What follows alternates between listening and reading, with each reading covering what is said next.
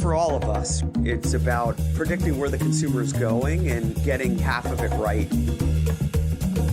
One of the things we want to do is create ads that don't suck. Embracing change creates great possibility. I'm Alan Hart, and this is Marketing Today. Today on the show, I've got Norm Chait. He's the head of out-of-home practice for Ubimo. I think on the program today, I know modernize my definition of what out-of-home can be based on what Ubimo is doing with their location-based intelligence offering and bringing audience understanding, location, traffic monitoring, all to what seemingly, in my mind, has been kind of an old medium of out-of-home. On the show today, we're going to share an updated view of what out-of-home should look like today for marketers and what's possible with Norm Chait. Well, Norm, welcome to the show. Appreciate it. Well, I know you've got 15 years in out-of-home. Just curious, what attracted you to out-of-home? Well, actually, my career sort of started on the traditional strategy and planning side, on the agency side of the business. And what I found was, we were doing these multi-million-dollar campaigns that were inclusive of a variety of different media tactics, traditional TV and print and radio. And what always struck me was we might do some sort of $100,000 program on the platform of Metro North, giving out coffee or something, some sort of event-based, smaller type of thing. And I've always found that was what clients played back as the cool part of the activation. And I something that sort of kept nagging at me, like there's something here that gets people really jazzed. And similarly, I found that just kept happening. And an opportunity kind of came across to kind of really embrace that space, just especially I saw where things were going, the ability to connect with consumers in a variety of different environments. There's also a certain amount of creativity in the out-of-home space. We'd often get calls throughout my career saying, hey, I'd like to do X, Y, or Z. Do you think we can make that happen? I'm like, well, you know what? Let me make some calls. Let me figure that out. It's not an obvious, oh yeah, just pay for the spot and there you go. So I love all of those components. And I love the way that clients and marketers responded to their ads being live in the physical space. Yeah, there is something about the live experience or the experiential component. I think it brings a whole nother, more senses to the equation, maybe is the best way to put it. But I was looking at your background. It looked like 13 years were spent at MediaVest and then more recently on the technology side and joining Ubimo. So let's help listeners. What is Ubimo? So Ubimo is we do a variety of things, but ultimately, everything is all about location intelligence and understanding what people do throughout their day and how we can help marketers connect with them in a more meaningful way. Specifically as it relates to out-of-home, we're kind of one of the few platforms specifically designed to embrace the out-of-home space. And I think historically out-of-home throughout my entire career, as much as I love the space, I think where we were always lacking from a sell-in perspective was the measurement side of things, the ability to be smarter about why we're selecting, what we're selecting from an inventory perspective, how we justify that particular billboard or screen is the right location for a specific marketer versus another. So Ubimo is bringing that science, that insight, that depth of knowledge to really make the planning, buying, the activation of out-of-home much more sophisticated. And we do that through a variety of ways. It all sort of starts with understanding mobile behavior and how people are navigating throughout a market, moving from one place to another, and understanding how that behavior, those activities overlap with out-of-home locations, and marrying those two together, really bringing sort of the digital world, marrying it with the physical world, which is the out-of-home side of things, together in a very sort of easy to use, understandable platform that, again, enables a smarter approach to out-of-home. Got it. And so now my understanding is Ubimo is part of Quotient technology. How does Quotient fit into the mix? If you guys are location intelligent, what is Quotient portfolio, if you will? Yeah, Quotient does a variety of things, but I think where their sweet spot is helping CPG and retail marketers all, just improve that overall shopping experience. I think if you think about, when you're leaving your home and you're heading to a specific retail, whether a grocery or big box or C-store, pharmacy, those are all, meaningful touch points. So I think the reason why we are now part of the Quotient family is to, again, really enhance what Quotient was already doing through social and mobile, promo and coupons and a variety of different things that they were already working with a lot of their CPG manufacturers, to now layer in that sort of physical journey to also help consumers see a message, help the marketers connect with those consumers right before they're crossing the threshold of a specific retail environment, to reinforce brand purchase, help grow the size of the basket, really make that last meaningful connection before people are heading into the store. Got it. Okay. Just based on the location technology alone and being able to, I guess, put traffic and people and behaviors of those people in the context of out of home, I'm guessing that's why Ubimo is targeting the out of home ecosystem, if you will. Is that right? Is that a fair assessment to kind of bring measurement and this behavior aspect that otherwise would be kind of a void, frankly, for out of home? Yeah, I mean, that was the part that I always was struggling with to, I think typically, putting my old agency hat back on, is the way that out of home was often presented is, you have images of these, like the best possible, shots of a billboard or maps and things like that. And you're putting them on a big screen in front of your CMO client that you're trying to get to commit to an out of home campaign. And you're flipping through board by board and, they might look at it and say, well, I know that location, or I know that intersection, or that specific board. It's like, I'm not sure that that's really who I'm trying to connect with. And it was a bit subjective. And here, at the end of the day, it's still their money, their decision. They could choose to include it or not. But what we are now able to do is bring to them the ability to say, well, it's less about who lives specifically on that street corner or who's directly in that vicinity. It's where people are originating from and where they're going. And as they're passing that board, is there a higher likelihood to connect with a hair care purchaser or a golfer or a Honda driver or a frequent traveler, any behavior that's of interest. And if that particular board performs better than perhaps the one down the street, it gives us another data point and another reason to say, hey, this is why out of home and this particular location or mix of locations should be part of your plan. It keeps it stickier on a flow chart. It helps us grow the overall spend, I think, because the data historically was missing. So we're excited that we're bringing more of that scientific approach to what has historically been a very kind of, subjective decision-making process. Got it. I know from our prior conversation that you guys don't hold actual media inventory. So tell listeners and me a little bit more about how does a marketer work with you guys? And what are the different ways we can engage? Yeah, no, it's a great question. And I think what excites me about Ubimo being part of Quotient are all the different solutions that we're able to bring forward. We started as a mobile DSP, and that's still a solution that we support, meaning if somebody wanted to extend or add a mobile layer or mobile component to their marketing campaign, either as a standalone or as part of a broader initiative, we enable that solution. So we can retarget, we can serve mobile ads.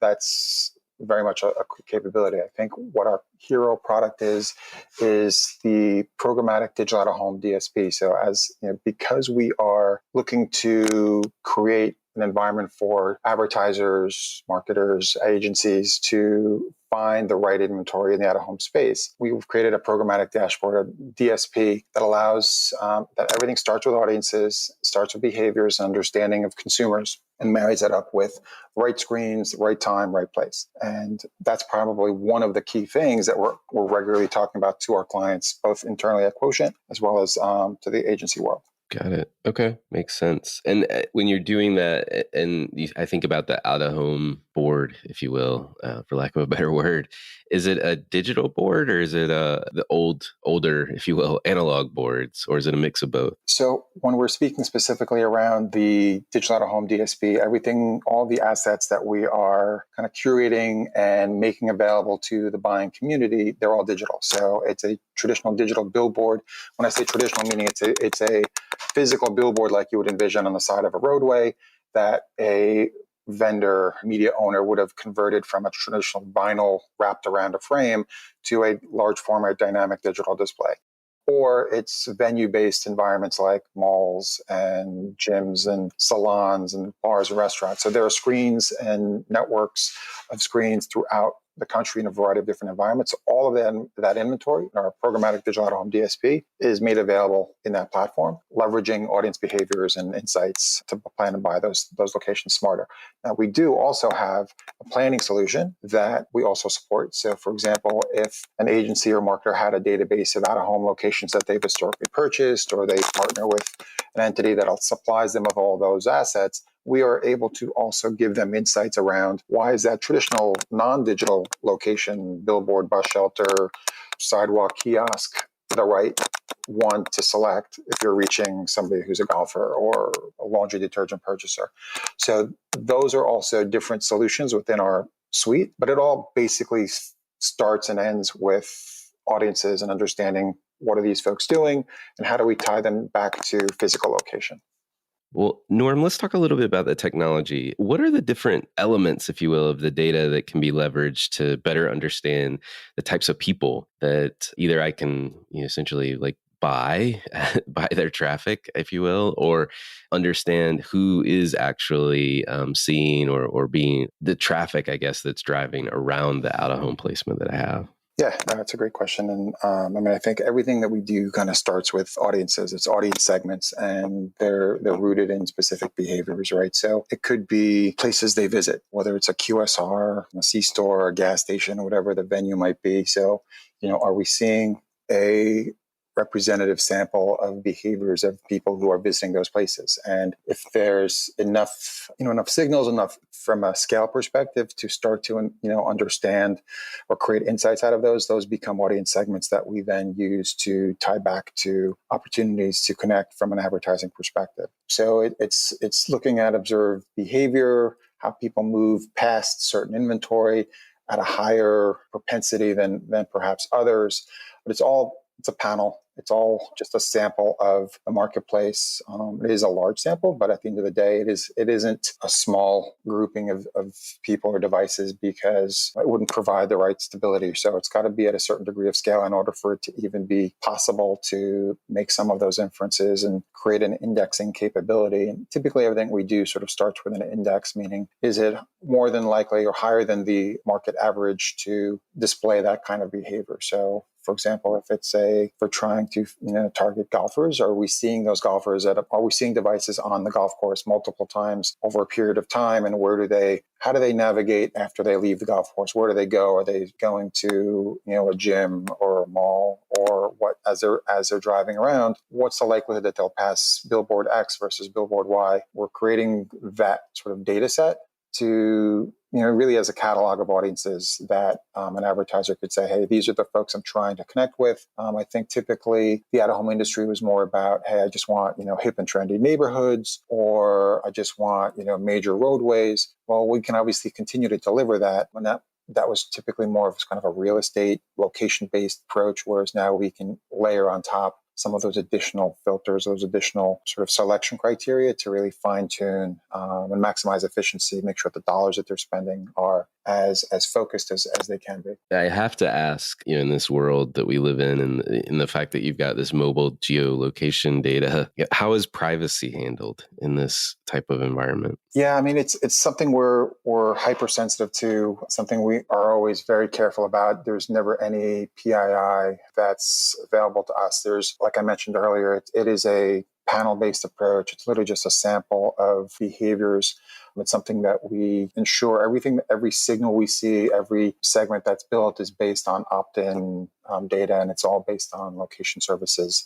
So it's all app-based. So everything that we see, like I mentioned, is opt-in, but at the same time, as people if they're asked, they want to opt out, we make sure that we are cleaning our panel continuously to make sure that only the sample that we see are people who have agreed to share some degree of their behaviors. And again, it's all aggregated, it's all anonymized at a very high level. Let's talk about the COVID dashboards that you guys created. They were pretty fascinating, frankly, as you looked at like traffic pattern changes. You could see the drop down, if you will, across various markets that you were tracking. And now in most recent times, you can see the traffic dramatically increasing, frankly. So I guess why did you guys start the effort to do these COVID dashboards? And then, what trends are you seeing? Yeah, I'm happy to talk about that. It's when COVID started, basically became a reality for everyone, and the shelter-in-place orders were put out there. People were told, "Don't leave your homes." To be in the out-of-home industry, suddenly we're like, "Oh my God, what are we doing?" I think there was a bit of obviously shock. How do we approach the balance of the year? At first, we're like, all right, let's make sure that all our marketing materials are up to date. Let's focus on just cleaning up everything and preparing for the back half and when things get better. And then what we realized is, how about we actually lean on what we do best, is the data, understanding what are people doing even in a time like COVID. So we started to understand, and actually some media owners or partners who we regularly work with reached out and said, "Hey, is this data that you can help us with to make sure that we could still tell a good story about where people are in relation to our inventory?" And we said, rather than do this as sort of a one-off vendor to vendor, partner to partner, let's put out a dashboard for the industry in the hopes of helping everyone ideally recover faster. So the more we can inform advertisers, decision makers around what's physically happening in the real world in real time, I think will ultimately help us get back to business, so to speak, quicker. So what we did was we started to understand, where are the physical billboard locations? So it's roughly 340,000 pieces of physical locations, audited roadside inventory that normally are transacted on a regular basis. And how are people moving past them across the country by DMA? So typically when you're buying at a home, it's very market specific. My old agency days, we were always either recommending markets or being told these are the markets that are of interest to us. So you can go into the dashboard and select Albuquerque, Albany, Tennessee, any market across the country, and look at one compared to the other, look at them individually and start to see, well, all right, here's the shelter-in-place order. Here's obviously the decline in traffic. Then you start to see the flattening of the curve. And to your point earlier, we're starting to see that uptick, that recovery, and giving people that depth of knowledge and updating it every single week really proved to be super valuable to us, and restoring some degree of confidence in the out-of-home space. That, hey, look, people are actually recovering. Recovery is going to look very different from DMA to DMA. And to be able to guide those conversations and create some thought leadership around what people are doing really resonated with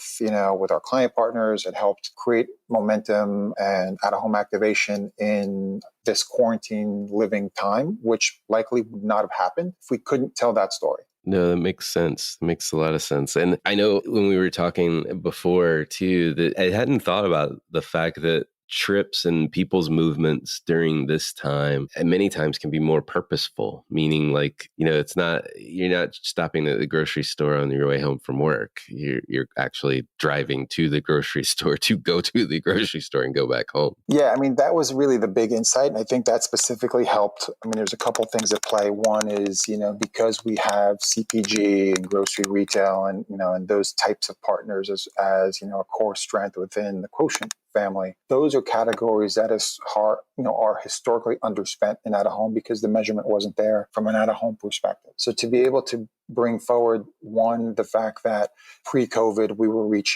out-of-home was reaching about 7 out of 10 shoppers, and then to be able to say, well, during quarantine living, during post-COVID, we're actually reaching 6 out of 10. So yes, it's a decline in overall connections with shoppers, but those connections, the word we use almost every single day, multiple times, is purposeful, right? The fact that they're leaving their homes, literally thinking about stocking up for their families, going to grocery, going to C-store, going to gas, like big box. Those are the trips that they're making. So here's a perfect opportunity to connect with those shoppers when they're thinking about shopping versus it being kind of part of a broader day of trips that they're making on their way home from school or work or commuting or soccer practice or whatever, coupled with the fact that there's an opportunity to actually resonate even greater. Because if you think about out-of-home and digital out-of-home, and specifically the locations or the flips on a specific board, you're sharing that space with other advertisers. And a lot of those dollars have shifted into the back half of the year or been canceled completely. So normally, rather than having to compete for share of voice with auto and entertainment, insurance and telco and other bigger spenders, CPG has an opportunity to, again, connect in a bigger way during those purposeful trips. And that's really helped the case from a first half of the year rationale for reinvesting in the out-of-home space. COVID has presented us with a lot of challenges. I'm curious, as you think about it, I mean, we just talked about this one for opportunity for CPG where maybe it just didn't work out materially, or there were too many crowded, billboards, so to speak, competition that they were fighting with. How do you think marketers should be thinking about marketing differently during this time? It sort of comes back to, making informed decisions, right? In today's world, I mean, every dollar is scrutinized, right? So how do we demonstrate that out of home is as effective, if not more effective than a lot of the other media choices that they're making? And I think when you have things like dashboards, whether it's the roadside one, which we sort of focus on, quite a bit because that is still the majority of the traffic, but then to also provide them insights into some of the venues, right? So, people engage in a variety of different leisure activities, whether that's, going to the mall or to the gym. And some of those things are clearly starting to open up. So let's demonstrate our ability to, one, prove that the traffic is there in some capacity. Those things are opening up. They're, again, market to market, DMA to DMA, or it will look different, but let's inform them with that data in real time. It's not based on sort of modeled historical, last year, this quarter, here's what we were seeing. It's literally from week to week. And I think that type of real-time sophistication. I think the fact that programmatic allows us to also pivot and be dynamic with what we do and where we do it. Because as we've seen over the last 4 or so months, one market, 1 week changes to the next, right? As far as what's happening from a COVID perspective. So to be able to be fluid and nimble, move impressions from one market to another based on what's happening in that particular market, to cancel if you need to cancel. Again, giving marketers the ability to pivot when they need to pivot. And I think historically, a lot of the traditional media world is you bought something, you just sent an IO in, you're locked into that space, whether your creative's ready or not. So all of those things have been areas or blockers that we're trying to alleviate because we realize everything is much more moment to moment, and anything that we can enable to give people confidence as well as accountability, measurement, and flexibility, I think those things really resonate in today's day and age. Yeah, definitely. Well, I want to switch gears a little bit, and we always like to get to know the person behind the microphone. And my favorite question to ask is, has there been an experience of your past that defines or makes up who you are today? Well, I mean, it's funny because I think we started the conversation sort of with the first thing that comes to mind is how I kind of got into this business. And it started with me being a little bit kind of like, all right, a little bit of rinse and repeat on the strategic planning side with regards to, it didn't really matter if it was ketchup or beverage alcohol or laundry detergent. You sort of buy a certain amount of GRPs and weekly weight levels, and you put your plans together and you try to, get creative with it. But I think it was this one program where we literally had guys on a Metro North platform with coffee jetpacks distributing hot cups of coffee for a major coffee brand, and seeing people's faces light up, seeing those experiences. I think that really just made me have one of those aha moments. Like there's a way for us to connect with consumers in a different way, kind of move a little bit further away from kind of this passive exposure to more of an active engagement, find those meaningful connections. And that sort of evolved to, obviously I still like the experiential side of our business, but the ability to take data and insights and what people are actually doing and make it more of a meaningful connection versus put your ad out there and hope somebody sees it. I think those are the things that sort of shape the way I look at the space today. I think it's an everyday conversation we have with our clients today. So I think being able to justify why we're doing what we're doing has always kind of been a part of kind of my DNA. So that's what I really love about the Ubimo and Quotient organization, because we're bringing that forward in a space that just notoriously was lacking that. What advice would you give your younger self if you're here starting all over again? So if we were sitting here face to face, I'd sort of say, I would point to my ears and say, use these, not these, meaning my mouth. So try to listen more and maybe speak a little bit less as a youngster, So I think we come out of the gate with, all sorts of ideas, but at the end of the day, it's like the more you can hear what people want, what they're asking you for, the more you can make more, I think, stronger connections with them, deliver a better product. The more you can hear what people are trying to solve for, what's going to resonate with them, the more you can either be a better friend, a better partner, a better husband or wife, would a better everything really. So I think the more we can understand what people want by listening, I think that gets us further along. Gotcha. Well, this is kind of a silly question that I've added recently, but I kind of like it. Wondering if there's been an impactful purchase of $100 or less, say in the last 6 to 12 months. I'm not sure how impactful it is, but personally, it's been my new nonstick pan. Like, I love cooking. It's my creative outlet, right? So the ability to get a piece of equipment that allows me to do what I love to do and direct that sort of creative energy in a better way, I think impacts my life. Actually, so my family, my kids, like, they love the fact that I'm cooking better and using all the right tools. They get involved. So I think those are the things that might sound silly, but at the end of the day, like, it's those, for $100 or less, you can get a pretty good nonstick pan and make those omelets that don't stick. So I love that. I love that example. Recently, it's funny. There has been a little bit of a food theme in the last 6 months. Another woman I'd interviewed talked about ice cream containers because her husband had just gotten an ice cream machine, and she had found these rubberized storage containers for the freezer. So, listen, it's those little things, right? They make your life a little bit better. I think in these days where we are forced to be a little bit more creative, both on how we spend our time, because we seem like we have a lot more of it in many cases. But then, to hopefully also rediscover certain passions or our creative side. These little gadgets, gizmos, inventions help us get there faster potentially. yeah, no, absolutely. Well, 2 more questions for you, and then I'll let you go. Curious if there's brands, companies, causes that you follow or you think other people should be taking notice of? I always sort of go with like whatever brand, or when I get asked a question like that, whatever brands like pop into my head at first, sort of go with your gut. So they may not necessarily be companies that people haven't heard of. And obviously they've kind of even been in the news a little bit, but what makes me think about, or I guess the way I would answer the question is, what's changed my life and my behaviors because as a result of this company? And honestly, Amazon is the one that came into my head because being a little bit older, my inclination is to still go to the store. Like, I just ran out of something. Let me go to the drugstore and pick it up, or let me go to the supermarket. And I was like, oh wait, I could just order it. So it's completely changed the way. I think it's obviously companies like Amazon, but obviously even our grocery retail partners who are shifting into a more e-commerce kind of approach. The fact that we have the ability to, within a day or two, get anything we want really at our doorstep has been continuously eye-opening for me. Even though this has been around for quite some time, I still kind of default back to like, oh, we have to go stop here and pick it up. I'm like, wait a minute. No, we don't. We could just add it to the cart. And then I think the other one also that's kind of changed the way I do things is Airbnb. I mean, I look back over the number of years, it's disrupted these industries, right? It's changed the way I experience the world. It changes, like I think back to the experiences I've had with my family traveling, hotel versus, these beautiful apartments in the middle of these places that, allow us to experience those places in a different way. So I think those are the kind of companies that change the way we do things on a day-to-day basis in a more positive way.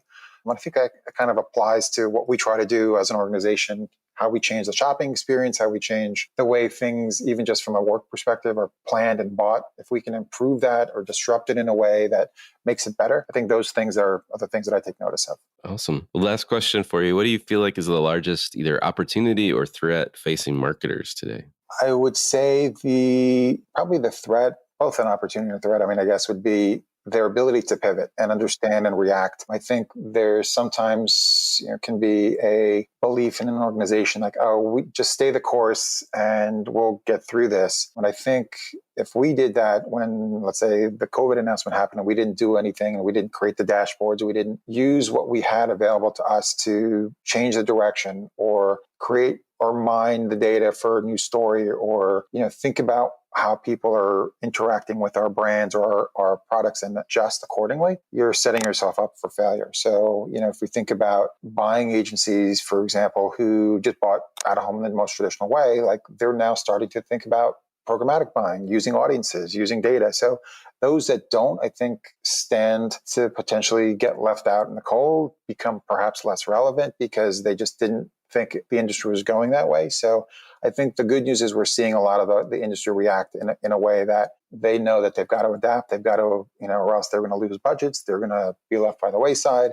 So I think the ability to kind of see the change coming, use the strengths that they have, take the time to learn if they haven't started to already, and plan for the future. Love it. Well, Norm, thank you so much for coming on the show. Oh, my pleasure. I'm really glad to connect here, Alan. Hopefully this is helpful to the industry. It's the things that I'm passionate about. So really, really happy to be part of the show this morning. Hi, it's Alan again. Marketing Today was created and produced by me. If you're new to Marketing Today, please feel free to write us a review on iTunes or your favorite listening platform. Don't forget to subscribe and tell your friends and colleagues about the show. I love to hear from listeners, and you can contact me at marketingtodaypodcast.com. There you'll also find complete show notes with links to anything we talk about on any episode. You can also search our archives. I'm Alan Hart, and this is Marketing Today.